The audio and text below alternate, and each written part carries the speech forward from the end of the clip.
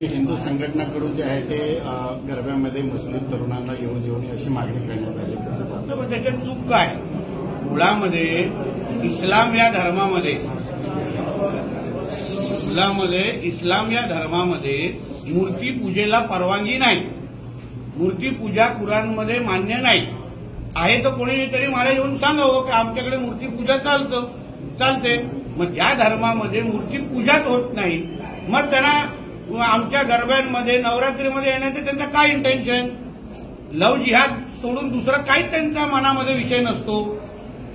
गरब्यांमध्ये यायचं, आपली ओळख खोटी सांगायची, बाहेर गरबाच्या बाहेर त्याचं नाव असतं असलम, गरब्यामध्ये आल्यानंतर तो अमर होऊन जातो, आशिष होऊन जातो, आणि मग आमच्या माता भगिनींना चुकीच्या पद्धतीने फसवायचं। लव जिहादचे केसेस तिथून तर तयार होतात।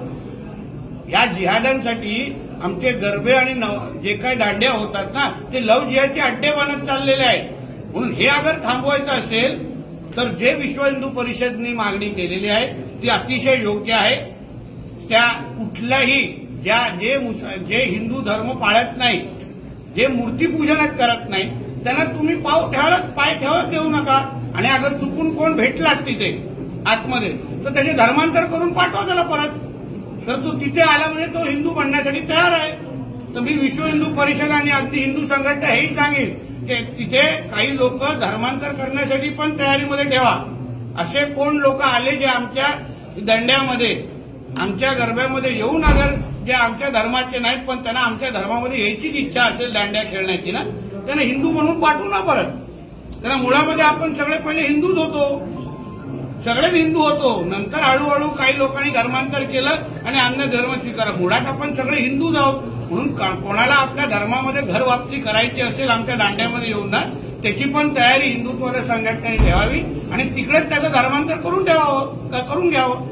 काल भारत पाक सामन्यावेळी पाकिस्तानी क्रिकेटपटूंकडून जे आहे ते भारतीय खेळाडूंना देखील डिवचण्यात आलं, प्रेक्षकांना देखील डिवचण्यात आलं। यावर संजय राऊत यांनी आता बीसीसीआय असेल किंवा पंतप्रधान नरेंद्र मोदी यांना देखील टार्गेट केलं। एक मुद्दा तर पाकिस्तान खेळाडूंनी जे काय हावभाव केले ना, तरी ते दुबईमध्ये केले म्हणून ते वाचले।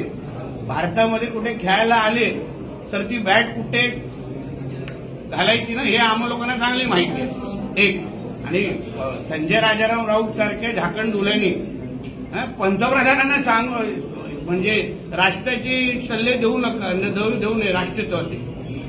पंतप्रधान मोदीजी हे कडवट देशभक्त आहेत। राष्ट्र स्वयंसंघातून त्यांनी प्रवास सुरू केला।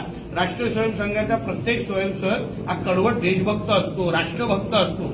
म्हणून संजय राजाराम राऊत सारख्या भांडूपच्या देवानंदनी थेट पंतप्रधानांवर बोलण्याची त्याची एवढी लायकी नाही आणि त्यांनी राष्ट्रभक्तचे धडे पंतप्रधानांना तरी देऊ नये, लायकीत राहू।